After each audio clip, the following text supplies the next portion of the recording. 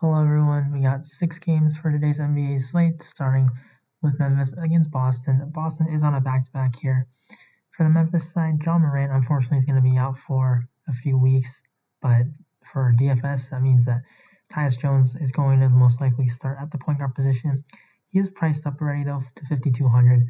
He's someone that does get a lot of assists and steals, and he's going to play heavy minutes because he played a lot of that second half last game, and he's someone that can definitely hover around 20, 30 DraftKings points. So I'm not going to say that he's absolute lock. I think cash, depending on how the slate goes with the news, maybe you can play him in cash, but I think tournaments, his upside, there's not a whole lot to it right now. For other guys, Jovel, he hasn't been priced up even with Ja Morant out, and Boston's a team that they're not particularly strong inside, so I do like Jovel. He's someone that definitely has some 50, 60 point upside. Dillon Brooks, Kyle Anderson, these two guys get 6 and 5% boosts with Morant and Jaren Jackson off the court. So their prices are increased, but that's where they really should be. Brooks is someone that is going to be a little bit more shot points, real life points dependent, but his peripherals have been a lot better. He's someone that just shoots a lot, and he's a pretty good 3-point shooter, so we should be able to see him shoot a little bit better than like the 3 for 11. He's got a whole lot of upside, and we know he's got to have a good game for them to stay in it. With Boston, Kyle Anderson's more of a facilitator. Rebounds have been really high. I think that's just because Jaren Jackson's been out, so there's a lot more opportunities for him. And also with Ja Morant now out, that's only going to boost his playmaking opportunities. So I think we can see his assists rise. So maybe not as many rebounds, but assists should be higher. So I do like Kyle Anderson as well. Brandon Clark, he actually closed with Valanciunas and then with Jones, Anderson, and Brooks last game, so that should be the 5. Boston side, they're on a back-to-back, but this team is not like old, so I do expect everyone to play. But still, it's a new season with a lot of rest potential, so make sure to stay update. They're pretty priced down. I like Tatum a lot, 8,600. Jaylen Brown as well, 7,300, but I'm going to prefer Tatum. He's just a clear-cut number 1 option. He should be a 9K plus player. His stats have been somewhat consistent. Obviously, that blowout, he was hurt by it. Minutes, they were still there, but I mean, it was a tough matchup just in terms of like the offense that couldn't keep up. This is going to be a good matchup for all these Celtics, and I really like Jason Tatum. Brown and Smart are good as well.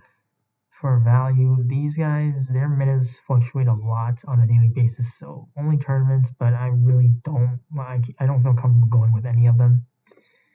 Atlanta side, Clint Capella is probable, Gallinari questionable. So Rajon Rondo, he played every minute that Trae Young did not.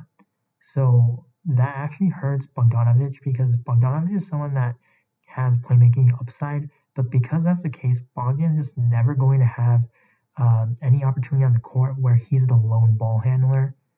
So he's just going to be a secondary playmaker, and that hurts his upside, but he's still someone that can get rebounds and points. He's a good 3-point shooter, so there's still upside with him at this price. This is a fast-paced game.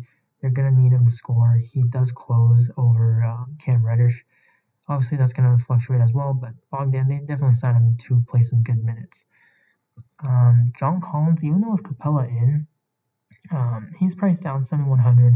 This is a tough matchup against KD. I don't know how that's going to work out, but Capella probably still going to be on minutes limit, and John Collins is definitely bigger than KD, so maybe we can see one of those crazy 20 and 10 games out of Collins, so I'm going to have some tournament interest for him. Value, Bogdanovic, obviously, and then Cam Reddish as another play. Brooklyn side, I really like KD. Kyrie, obviously, in play as well, but I'm going to take KD. I think I'd rather have KD over Kyrie straight up, and I'm saving $500. This matchup, I don't know how John Collins is going to defend KD. I expect KD to have a great game here. Fast-paced, Atlanta's defense is improved from last year, but still not going to be there yet. Without Dinwiddie, that's also going to be a bump for Kyrie and KD. I don't think they're going to start LeVert. Probably going to start someone else like TLC or Shamet. But regardless, KD, Kyrie are going to be the main guys here. I just think KD's too cheap here and one of the best matchups that you can have. DeAndre Jordan's priced down, but his minutes just like they're not consistent. Jared Allen always, they're just gonna split the center minutes, so it's kind of tough with those guys. For the Milwaukee side, this was a blowout. This is going to be a second game, so both teams on a back-to-back. No travel, though, so I would expect everyone to play. Butler should be back, I think, but we're going to have to wait on that. Giannis, he's in play always. Doesn't matter what the matchup is, but I think I kind of prefer some other studs here. So Giannis not going to be a court play. Middleton, interested. Drew, obviously, is great. Had a great game before, or against the Heat, and I think just with all three of these guys, they're in play, but they're more suited for tournaments because we just don't know who's going to go off. And really for the value guys, it's just the top three guys. They soak up so much usage, so I don't want to really pick and choose, like, try to pick who's going to have a good game because of blowout or something. Heat side, it all depends on Butler. If Butler is out, I'm going right back to Dragic. Yes, we all got burned by this guy, but it was a blowout, and he didn't have a good first stint, so that's why the game got out of hand, and they just said, well, we're playing tomorrow again. Why not just rest? So if Butler's out again, Dragic, he's going to be a core play for me again. Hopefully, this time the game doesn't blow out, and then that way Dragic can get the minutes. Hero, I think Hero's safer then because he is younger. It seems like the Heat, Spoelstra wants to just play Hero regardless. Avery Bradley, gotta have some interest with him because he is 4K on the slate where there isn't too much good value right now. And then Bam Adebayo, 7,600. I'll be interested in him regardless if Butler is in or not. Obviously more if Butler's out. The Charlotte side, they've been pretty good to start the season, and I'm not a fan of Rozier or Graham, but they've had really good starts. And I don't expect Rozier to shoot this well, and so I think he's kind of expensive. Graham, same thing as well. They're just like guys that shoot a lot of threes, but they're pretty bad with their field goal percentages. Graham obviously with more assist opportunities, so I prefer Graham over Rozier, but I would rather just take Hayward. He's someone that was an all-star. He's a little bit more consistent with his shot. He gets rebounds and assists, occasionally steals blocks, so I think with the price being where it is, I'd rather take Hayward. PJ Washington has some upside with playing a lot of more small ball 5, but that's really it for Charlotte. Mavericks side, I like Luka a lot, 10.7K. I think this is his breakout game. The first 3 games, Clippers blowout, so he didn't get there. He was definitely going to smash this, though. The Lakers are so big with Gasol and AD. His rebounds were down at 4. Phoenix, there's Aiden Crowder's a good rebounder defender. And Chris Paul, for how small he is, he's a really good rebounder as well. So they have a lot of big bodies that can rebound well, but now Charlotte, one of the worst rebounding teams in the league, Biyombo, an undersized center, PJ Washington as the small ball 5, Luka's going to have a lot of good rebounding opportunities here. So I think that we can finally see a triple-double game out of Luka, 30-plus point triple-double, and he could definitely have one of those 60-plus DraftKings points. So because of this matchup, how great of it is for rebounds, I really like Luka. Other guys, Richardson's questionable. If he's out, I think that boosts Luka even more. Hardaway as well, but I think Dorian Finney-Smith, he makes sense for a value play, 4,500. He's pretty much only power forward now, and it was a blowout, so that's why his minutes were low. He has 30-point upside, and playing at power forward, yes, Luka's going to get rebounds, but DFS, he's a pretty solid defender. He can make shots. He takes a good number of threes, so there's some upside at this price. Maxi Kleber, someone else as well. He's only 3,600. This is someone that also very good defender, gets some rebounds, but not a great offensive player. But he's 3,600, so if you really need a value, he might be one of the popular value plays. And this is certainly a spot where he can definitely have some rebounds. For the Lakers, they've been priced down. LeBron is currently questionable. If he's out, AD, you just jam him in. Schroeder as well. These two guys will get really big bumps. Kuzma as well, but Kuzma's priced up. I think Schroeder's in play regardless, but I think all of these guys, they're cheap, other than Harrell. 9,700, I will play him regardless of LeBron in or out. But if he's out 80, this is too cheap. The Spurs, I do expect them to play bigger because they're really, they're willing to switch their lineup depending on the matchup. So because of how big the Lakers are, I think the Spurs will start Pirtle at center with Aldridge at power forward, meaning Lonnie or Keldon Johnson will move to the bench. So that's something that we have to monitor.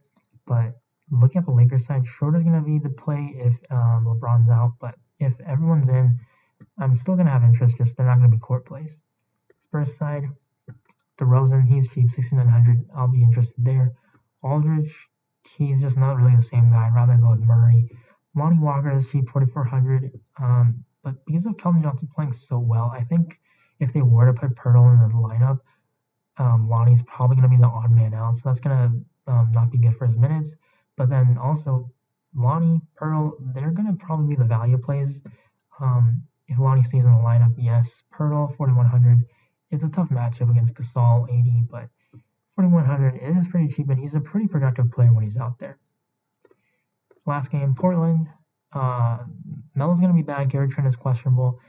I think Lillard and McCollum going to be in play, but they're just priced up. These guys, they're obviously terrific. They're a great backcourt combo, but Lillard, 10K when McCollum is healthy. It's just tough to pay that price when there's other guys.